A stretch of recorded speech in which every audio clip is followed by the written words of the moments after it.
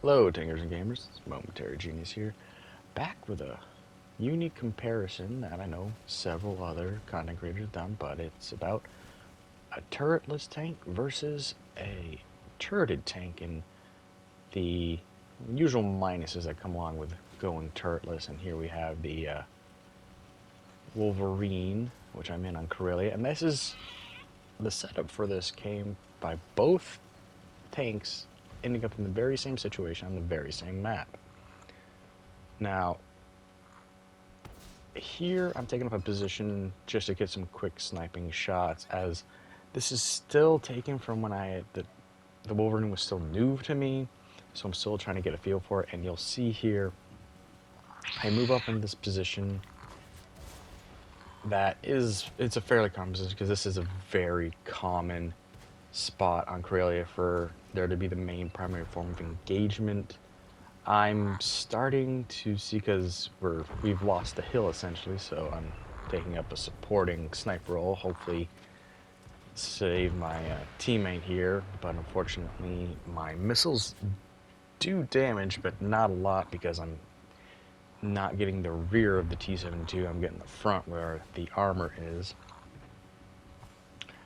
Now, I know that from the side and the rear, this tank's armor is garbage.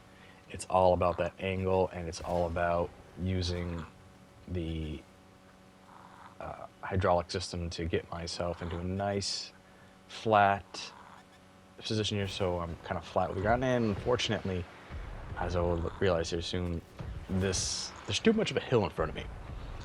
While I'm somewhat protected, that's my window of engagement with the enemy team.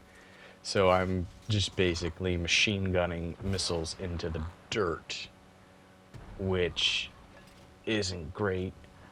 But also, while I have my team to the left of me, I've got enemy in front of me, and also support for the enemy is coming in from my right. And while I'm down low and protected, I have no way of properly angling to protect myself in any way, shape, or form. So I'm basically stuck here because I don't have the right team support, which with the STRV tanks and all turretless tanks is, if you don't have the teammates on your side acting as, let's be honest, armor and a shield, you basically are screwed. Now, pay attention to the upper right, back in the days before we had the banners brought back in, or ribbons I should say.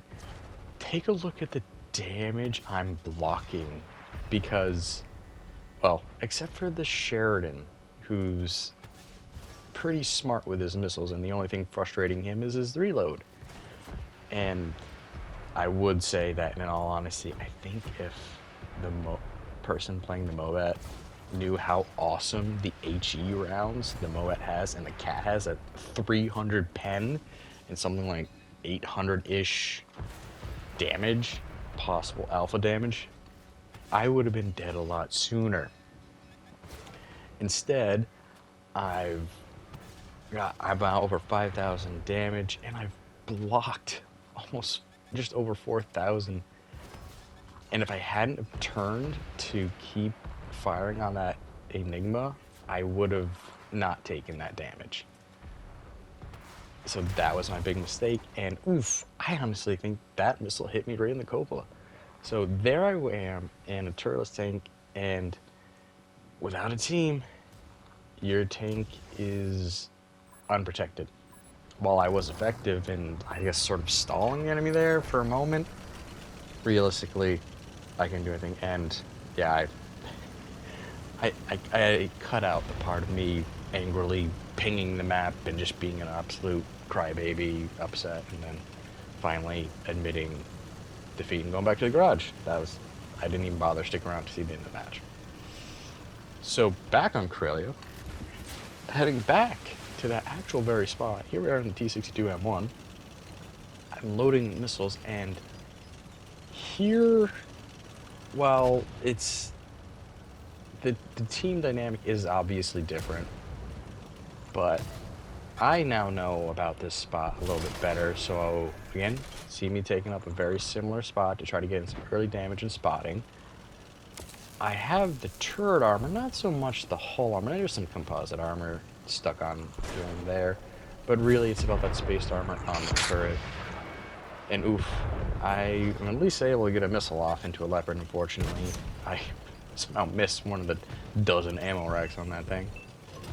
So here I can effectively get up and use my teammate as a shield and maneuver myself next to the rock here. And I know, unfortunately, we've lost the hill, so we don't have the high ground per se, but I don't need to move my hull really to move my boom snout here, so I can put a nice tracking shot into that leopard 2AV, and hopefully no one's gonna shoot him. All right, so another leopard and another tracking shot, and well, at least I did some damage on that tracking shot, so it was not a complete waste. So now we kind of see here, they have the hill, we have the low ground, they're trying to flank. I can now maneuver quite easily and take advantage of the rock while also being able to just poke out, not my entire tank, just enough to get the boom snout pointed in the right direction. Now this is a much longer match because we knew much better because, I don't know, maybe it's ego or something, but I'm in the right tank for me. I love the Wolverine, it's a fun tank, but if you're not in the right spot, you're not in the right spot. And that's where a turreted tank, especially like one with the mobility too, you can move in and out of cover, you can reposition yourself if you find yourself in the wrong position that you can't necessarily do with a turretless tank, and if you do, it takes longer to get that right position. And also, well, the T62M1's main downside is its lack of gun depression, so I have to kind of also expose myself here, or else, well, if I were on a hill, I'd have to expose myself more, or else I would not be able to shoot down any efficient way, but I get to shoot up, so that helps. Now, we're getting a bit bogged down here. It's 6-9, not looking good, but I'm able to at least reposition myself very quickly and efficiently to keep my rear somewhat protected, because I'm looking at the map and I guess the enemy thinks we're all here, so we kind of are.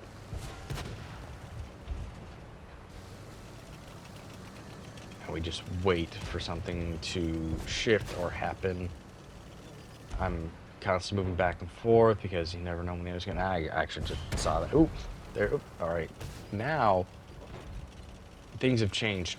We've taken the hill essentially. Some reason, not really sure, the enemy team suddenly lost this spot here. I think we were able to hold off long enough to where enough mistakes were made by the enemy team to where their numbers were able to be thinned out enough to where there were gaps in the line.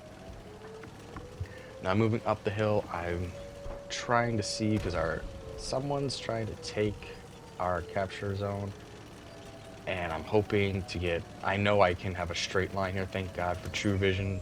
There's a lot of straight line, a sight from base to base and all over this map to the other side of the map, which you could not have in World War II because of that vision mode. So fortunately, just what happens here is I mistime my shots and I completely missed that leopard. That was really frustrating, but that can happen with the T62M1's gun.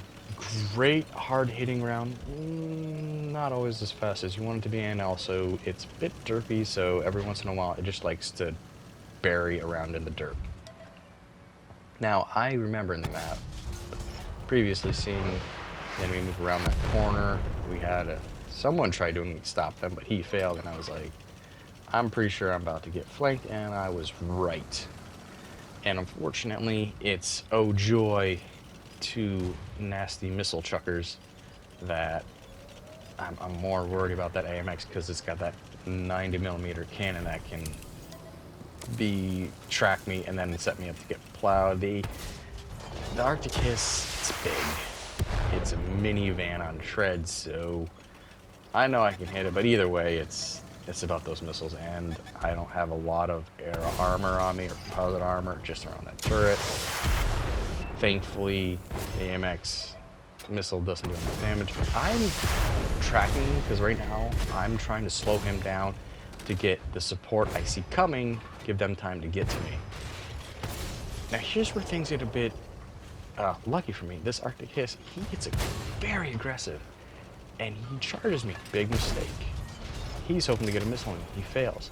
Now watch this. The AMX pops up and rammed him in the rear. I think what the AMX had originally intended was to have sort of him come up on my right side, his left side, while the Arctic Hiss was on the other, and sort of double team me. Unfortunately, due to the smoke and not fully aware of what the Arctic was doing, he just rear-ended his own teammate and set me up to get saved by my team.